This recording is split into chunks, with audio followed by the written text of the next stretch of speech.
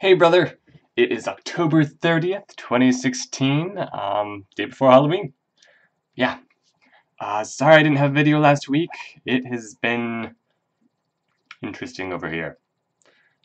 I've decided the game I was making isn't feasible right now. I might come back to it later, but you know how whenever you plan to make a game, everyone warns you about scope, about making something too big, and you should make it the smallest it can be, and I sort of ignored that. Like, I thought what I had going was okay, but I don't think I could do I don't think I could make a decent enough stealth game in the following 2 months, especially with art assets, and it was kind of starting to stress me out. That along with school, yeah, things have been a little crazy on this end. So I'm going back to an older idea I had. As part of that minimum viable product idea from extra credits, making the smallest game you can so you can work towards bigger things from there once it's complete.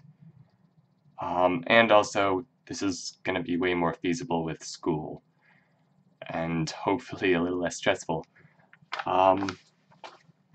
Yeah.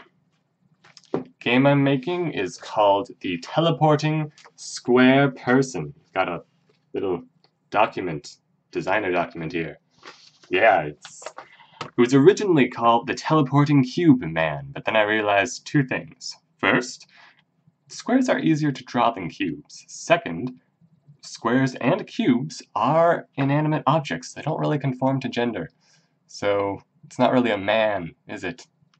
Probably not a person either, but we're going to go with that because we're going to put eyes on it, making it anthropomorphic. Anyway, the idea is that it will be an endless runner in which the primary mechanic is teleporting. You'll teleport to avoid obstacles, you'll teleport into enemies to defeat them by making them explode. And in doing so, you will get points, and watch a little number titled score tick upwards and upwards until you inevitably die. Probably be used as a metaphor for the futility of... Anyway, so like I said, I was working on this before, and I didn't get very far, but I started experimenting with segment generation. So actually spawning a segment on this everlasting track every time I thought, and after some advice on the internet, I decided that might be a bit expensive. Instead, I'm going to create all these segments beforehand, add a little segment trigger, like so, and when the player touches it, a segment will be created in front of them, hopefully out of their sight. As you can see, this here is a little buggy. Eventually the segment generation thing stops working and the player falls to their depth. Or death, not depth. They fall through depths to their death. Yeah.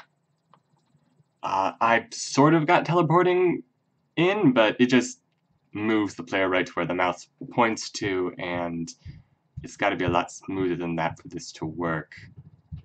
Right now I think I need to fix the segment generation, and to get the camera to follow the player rather than latching right onto them, just to make it more smooth. Yeah, I don't know how much I'll get to you by next week, since I have a very important midterm coming up, which you know about because you're going to help me study, being the awesome person that you are. So yeah, this is what I'm going to try and work on. Honestly, I'm doing this because I need something smaller right now than what I was working on. School's kind of stressing me out, and I need to go work on that once I finish recording this video. So I will say au revoir, adios, goodbye, and I will see you when I see you. Because that's how sight works. Ciao. And, high five.